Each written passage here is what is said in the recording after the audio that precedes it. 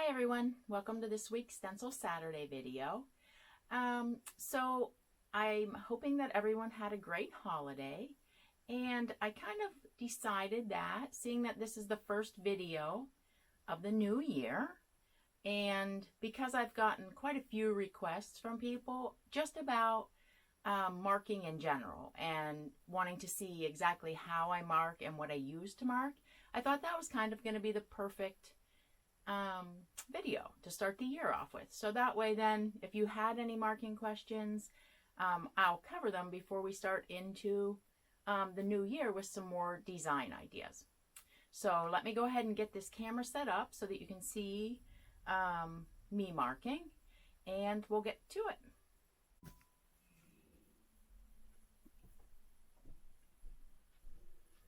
Okay, so let's get started here, and I think we'll start really basic.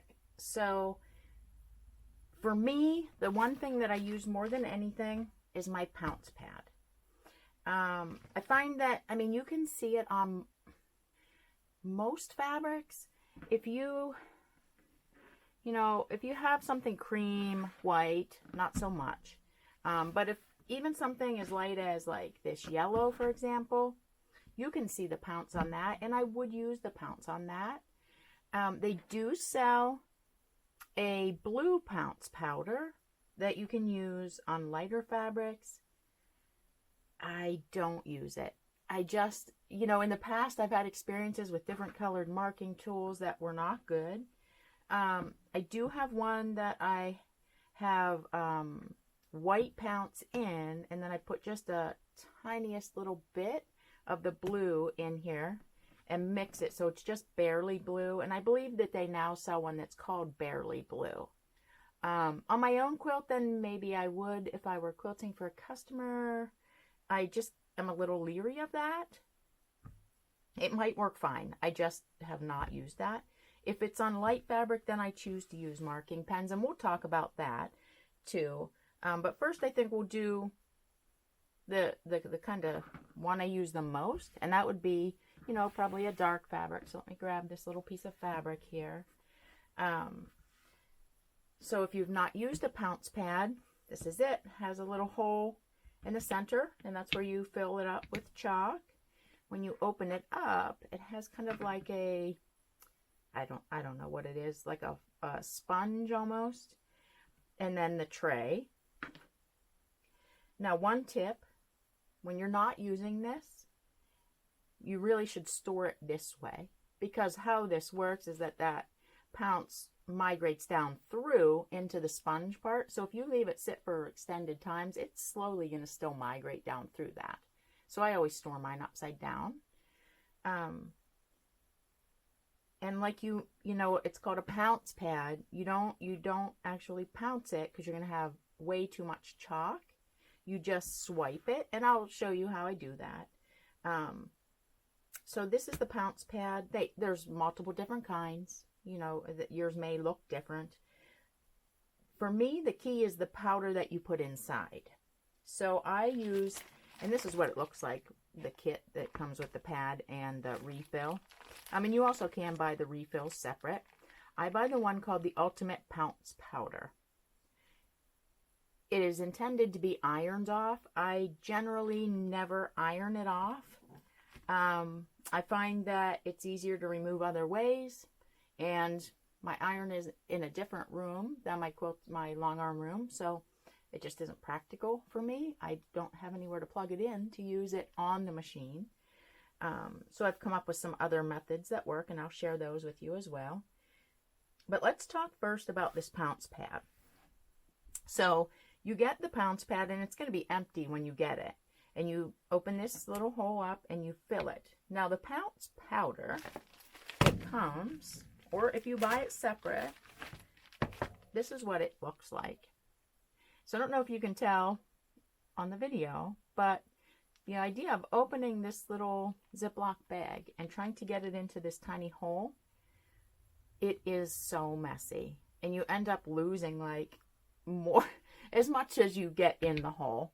And it kind of gets everywhere. So over the years, then you can get a funnel. You can put the funnel in this hole and fill it. But what I ultimately decided to do was I realized that a water bottle, pretty much any water bottle, I get my funnel and I fill the water bottle with the chalk. So now when I need to fill this, when you pop this cap off, the water bottle fits in there perfectly. So you can just get some in there without it being everywhere. And that way you're not also having to get the funnel out every time that you do that. And it does last a long time. I mean, I use mine all the time. I haven't filled this in, gosh, I don't know, probably 6 or 7 months. It lasts a long time. So once you've filled your pad, there's not going to be any chalk here. You kind of have to prime it. So, you know, you can hit it again. I don't want to hit this one because it's really over full. You can hit it against your hand. And I mean, it does take quite a bit of that before it's going to be full enough. And you'll be able to see, because this starts off kind of a yellow, and you'll be able to see when the chalk is getting in there. Or you can pound it, you know, against the table. You just need to get it to work its way through there so that you can actually use it. One other tip with the Pounce powder, and I will show you doing it, is maybe you don't want to do this whole area with the same stencil. You just want a piece of that. Then I will fill up, like this is just a little, you know, Rubbermaid thing. I fill this with the Pounce and use just a, you know, 50-cent sponge brush. And you can dip it in here and then just get specific lines if that's all you need. So let me just do the basic. Okay, we have this fabric and we're going to mark it on here. I'm just going to I'm not too worried about lining it up because we're not really going to do anything with it.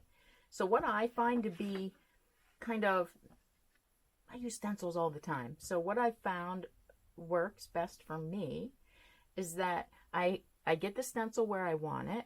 I have my stencil, my Pounce Pad ready, and I like to hold on to the stencil, and you can see I kind of have my hand off the stencil too, because you really don't want this stencil to move, because then you get kind of, the lines aren't very precise. So I try to hold my hand on there on the table, so that it doesn't move.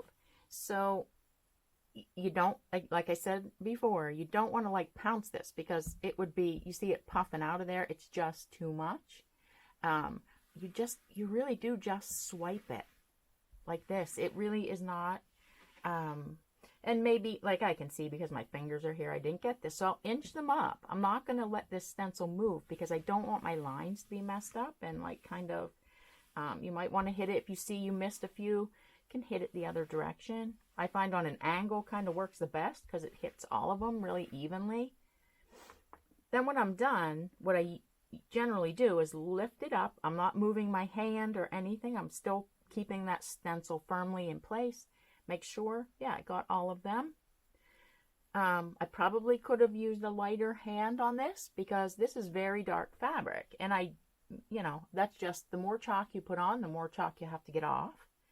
But I really like the crispness of having a nice bright line like that. So, I mean, and that's all there is to it. If this were a giant piece of fabric and we needed to mark this in repetition, what I would do is I find a common line. Like these dots are probably, you know, in my mind, that's the easiest. So, I don't know, I hope you can see it on the camera, but I can see these dots very clearly through the stencil. So it's so easy to just line it up until those, you can see there, the dots are not lined up. You can still see that it's green. If I slide it over there, now the dots are white. They're on the lines. And I could continue marking. Again, I would keep my hand off the edge to make sure that it stays even. Now, one really, the thing about stencils, if you want really good, clean, crisp lines, then you want to mark before you load your quilt. If you're working on a long arm, before you load your quilt onto the long arm, you want to mark. Because with this nice hard surface, we get really clean, crisp lines. If we had this over at our long arm machine, you know, you're going to have backing, and the fabric is spanning the bed of the machine, and if you try to mark this, the things are going to move. This is going to push down because there's batting in there, and you're just not going to get the clean lines the same as you do on a hard surface.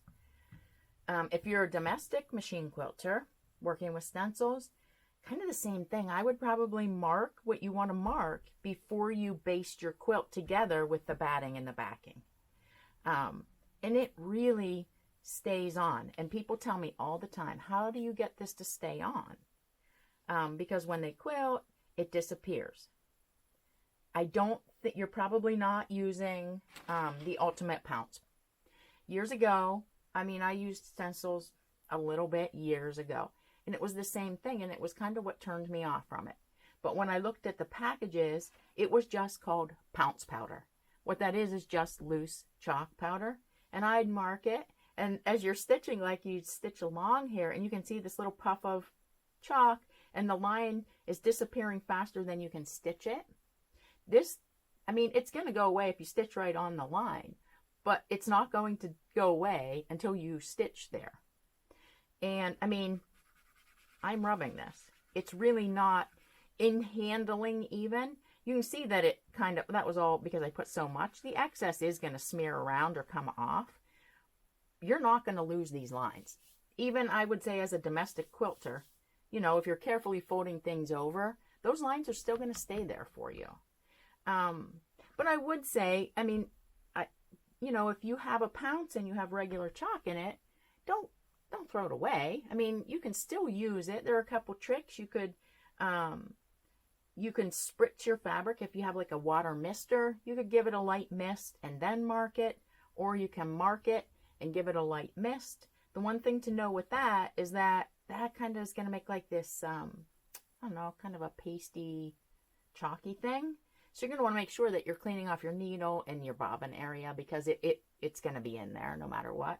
Even the chalk powder, you're going to see it in there, but it doesn't cause me to clean. I clean out my bobbin area every time I change my bobbin anyway.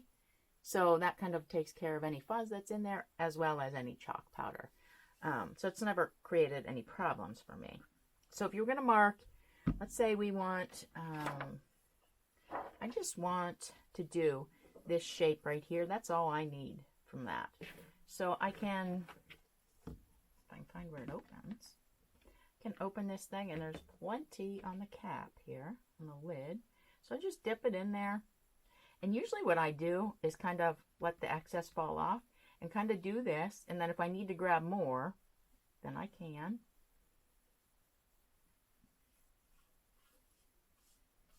It works, you know, because you don't always need all of it. And then you can see it marked it just fine. So let me switch out here to a light fabric, and we will put this away, and we'll talk a little bit about that.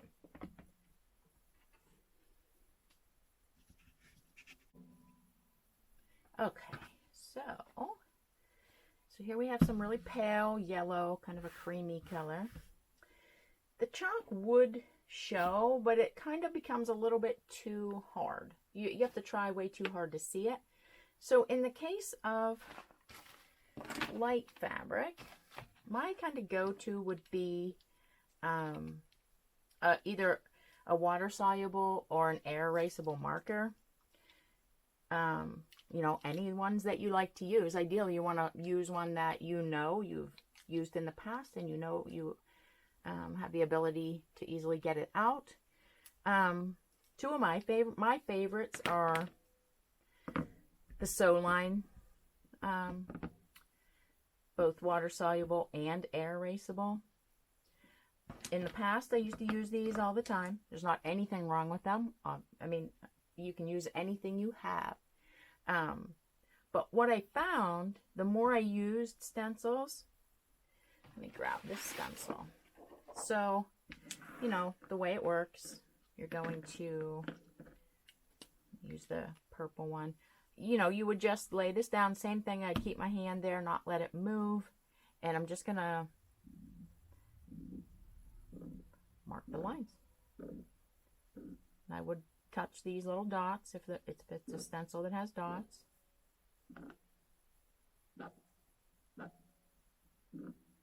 And I'll use the markers a lot of times too if I just don't need the whole stencil, as opposed to the paint brush. I mean, it just depends on the quilt. Sometimes you have to choose your tool according to the quilt instead of just by the color. And then if you want these lines, you know, you would do those as well. Or the blue works the same. But what I found, these are both felt tips. These have always been one of my favorites, and I still use them if I have just basic marking to do, not with a stencil. But what happens in my experience, these are felt tip markers. So if you've ever marked a stencil with a felt tip marker, you'll see, I mean, and that marks pretty good, right? You'll notice what happens is that they're wider. So they fit in there tighter, I guess. I'm just going to mark right here. And you kind of have to pull out. And the felt tip, after, I don't know, probably if I marked like one whole stencil like this, by the time I'm done, these felt tips get broken down a little bit, and they also fray out. And I find that it's because it gets kind of jammed into the corners of the stencil slots. So when I found these, I was like, oh my gosh, these are perfect, because these are roller balls. So they don't ever get frayed out or, you know, a wider line, because they start to get crushed down and they mark really well. You know, and the blue is the same. And I did forget too about, sometimes if I have, just depends on the quilt, if I have a dark one, I'll use the Sew Line Tailor's chalk pencil for the same reasons. If it's, you know, just a spot and I just need to mark like 1 or 2 lines, I might choose this one. And the main reason is same kind of thing, right? A stencil has all these little tab marks in it. And I used to always use the mechanical chalk pencils. And this is basically the same thing. It's just that the leads, I don't know, gosh, probably 3 or 4 times thicker. The mechanical one's the problem I have, and it could be because I do things pretty heavy-handed, is that when you hit the tab, it would snap off that lead, you know, and then I'd, you know, put more lead out, do a couple, and then I hit the tab and it snaps the lead off. And I found that I was replacing the lead like constantly. I was using so much because it just was so thin. And this is just a little bit thicker. Oh, well, quite a bit thicker actually than that. So I think that kind of covers the kind of really basic things. You can use anything that you like to mark with, that you have will work, as long as it fits in the slots of the stencil. And sometimes I've worked on quilts where, you know, you might have, you know, it's pieced. So maybe this part of it is dark and this part is light. I may use 2 different marking pens. Like I use the light one for the dark part, or the Pounce, and then I'm going to use a marking pen. I will say though, with the air erasable, you have to be careful, because if it's really humid where you live, these aren't going to last real long. So you wouldn't want to mark your entire quilt if you didn't know that you could quilt it, I would say, in the same day. Just depends on the humidity. Here in the winter, we have a wood burner, super dry in our house, so it would probably stay for a few days. So that's not a huge thing for me. And then we probably should talk a little bit about getting rid of these marks. Obviously, the air erasable will just go away. The water soluble, you're going to want to spray it. But my guess is going to be that you have used these markers in the past for other things. If you haven't used them for stencils, you've probably used them. And you're just going to get rid of them the same way. My go-to for the chalk is generally, you know, whatever, a batting scrap. I have this thing. So, you know, it was like $1 or $2 from Walmart in the automotive section. It's like kind of like minky, and it's meant to dry your car, but it works great because it kind of makes static. So when you brush it off, it's going to get rid of that chalk pretty well. And what I like is that this one, you can put your hand in it and you can kind of get some scrubbing power behind it. But my recent favorite now is this little brush that I got. And it's a nail brush, hand and nail brush. So it's fairly firm, but not too stiff. Not that that would really matter, I don't think. But you don't want it to be too soft, because then it's not going to have, you know, the scrubbing power.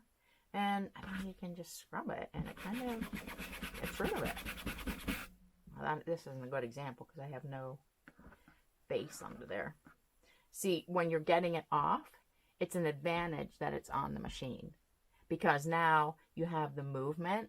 So it's good when you're trying to get it off, but not when you're trying to mark it, if that makes sense.